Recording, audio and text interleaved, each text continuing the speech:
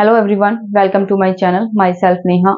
And जैसा कि आप जानते हैं कि औरंगजेब पर अभी तक मैं 2 वीडियो अपलोड कर चुकी हूं, जिसमें औरंगजेब के जो है जन्म के बारे में, औरंगजेब की जो है शासनकाल के दौरान उसने जो जो भी कार्य किए थे उसके बारे में जानकारी दी है, और दूसरी वीडियो में जो है औरंगजेब के सैन्य अभियानों के बारे में भी हमें जानकारी मिली है। तो आज की जो ये वीडियो है इसमें हम जो है औरंगजेब की दक्षिण नीति के बारे में विस्तार से चर्चा करने वाले हैं। तो चलिए टाइम को जाया ना करते हुए इस वीडियो को शुरू करते हैं। इस वीडियो को अंत तक जरूर देखिएगा ताकि आप इस टॉपिक से रिलेटेड सभी प्रश्नों का हल आसानी से एग्जाम में दे सकें। तो चलिए शुरू करते हैं इस इंपॉर्टेंट टॉपिक को। औरंगजेब की जो दक्षिण नीति है उसमें अगर बात करें तो 1692 ईस्वी में अपने विद्रोही पुत्र शहजादा अकबर का पीछा करते हुए जो औरंगजेब है वह दक्षिण पहुंचा। ठीक है, 1692 ईस्वी में जो औरंगजेब का पुत्र था जिसका नाम था शहजादा अकबर, ठीक है, जो कि औरंगजेब का विद्रोह कर रहा था उस समय में। तो औरंगजेब जो है अपने विद्रोही पुत्र अकबर का पीछा करते हुए दक्षिण में पहुंचा। ठीक है, 1692 ईस्वी में, और यही यानी कि दक्षिण ही जो है औरंगजेब का कब्रिस्तान सिद्ध हुआ। ठीक है, दक्षिण भारत ही जो है औरंगजेब का कब्रिस्तान सिद्ध हुआ। दोबारा सुन लीजिए, 1692 ईस्वी में जो औरंगजेब का पुत्र था शहजादा अकबर, ठीक है, जो कि औरंगजेब का विरोध कर रहा था, तो औरंगजेब जो है अपने पुत्र अकबर का पीछा करते हुए जो है दक्षिण भारत पहुंचा, और यही दक्षिण भारत जो है औरंगजेब का कब्रिस्तान सिद्ध हुआ।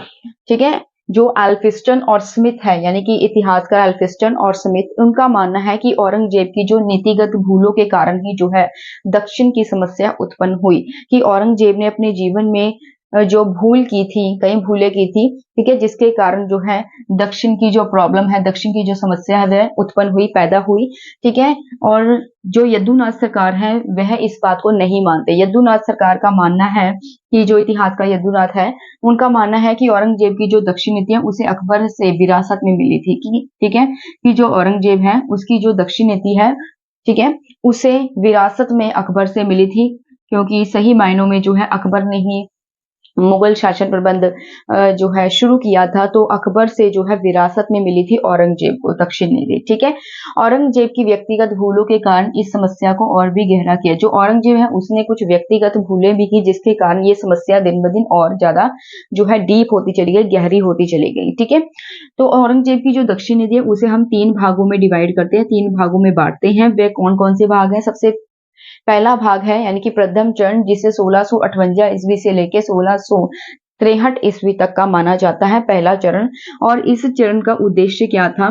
कि बीजापुर से अहमदनगर का क्षेत्र वापस लेना। ठीक है, जो औरंगजेब था उसकी जो दक्षिण नीति है उसे हम 3 भागों में बांटते हैं। तो उसमें जो पहला भाग है यानी कि प्रथम चरण है, उसमें 1658 से लेके 1663 ईस्वी तक का पहला भाग माना जाता है। और पहले चरण में जो है औरंगजेब का उद्देश्य था बीजापुर से अहमदनगर का क्षेत्र जो है वापस लेना। ठीक है, और जो दूसरा चरण था यानी कि द्वितीय चरण जो है 1668 से लेकर 84 ईस्वी तक का माना जाता है। इसका उद्देश्य क्या था?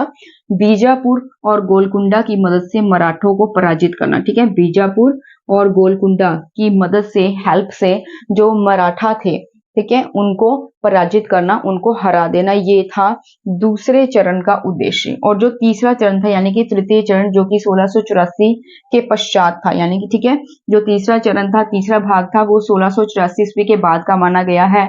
ठीक है, और इसका उद्देश्य क्या था? कि मराठों की जो समस्या है, प्रॉब्लम है, उसके समाधान के लिए बीजापुर और गोलकुंडा का अस्तित्व मिटाना आवश्यक था। पहले तो मतलब जो दूसरा चरण था उसमें बीजापुर और गोलकुंडा की मदद से जो है मराठों को पराजित करना था, लेकिन अब जो थर्ड चरण है इसमें जो है मराठों की जो समस्या है उसके समाधान के लिए जो बीजापुर और गोलकुंडा है उसका जो अस्तित्व है उसे मिटाना जरूरी हो गया।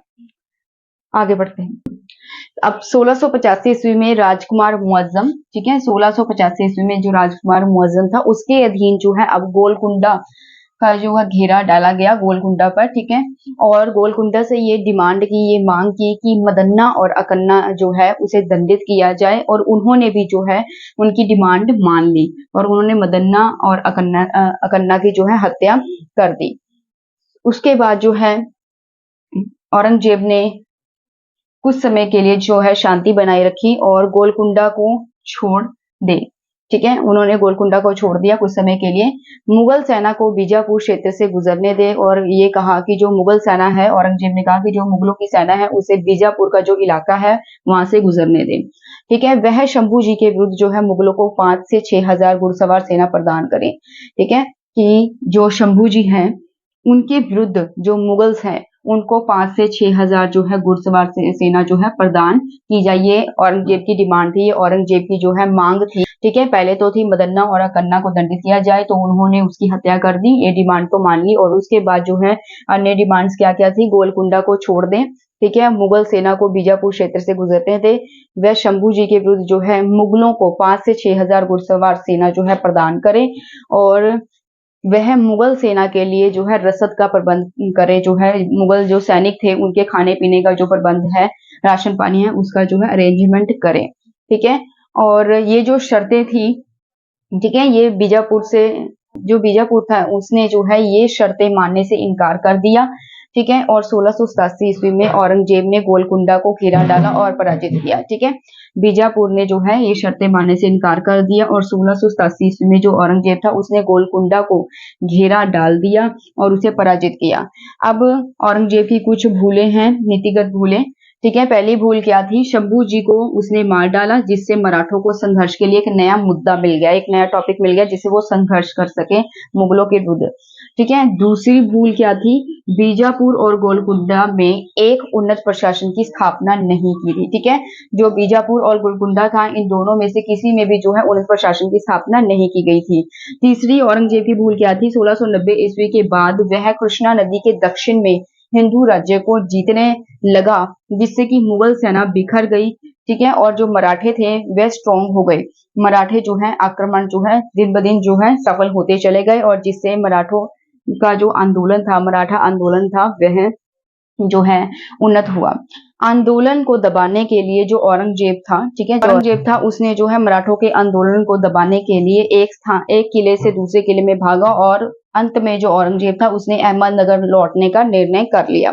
1707 ईस्वी में औरंगाबाद में उसकी मृत्यु हो गई, और उसके शव को जो है दौलताबाद से 4 किलोमीटर दूर, ठीक है, खुलदाबाद में स्थित शेख बुरहानुद्दीन, जो कि एक सूफी संत रहे हैं, शेख बुरहानुद्दीन, जिसे शेख जैनुल हक के नाम से भी जाना जाता है, उनकी कब्र के आसपास जो है उन्हें दफनाया गया।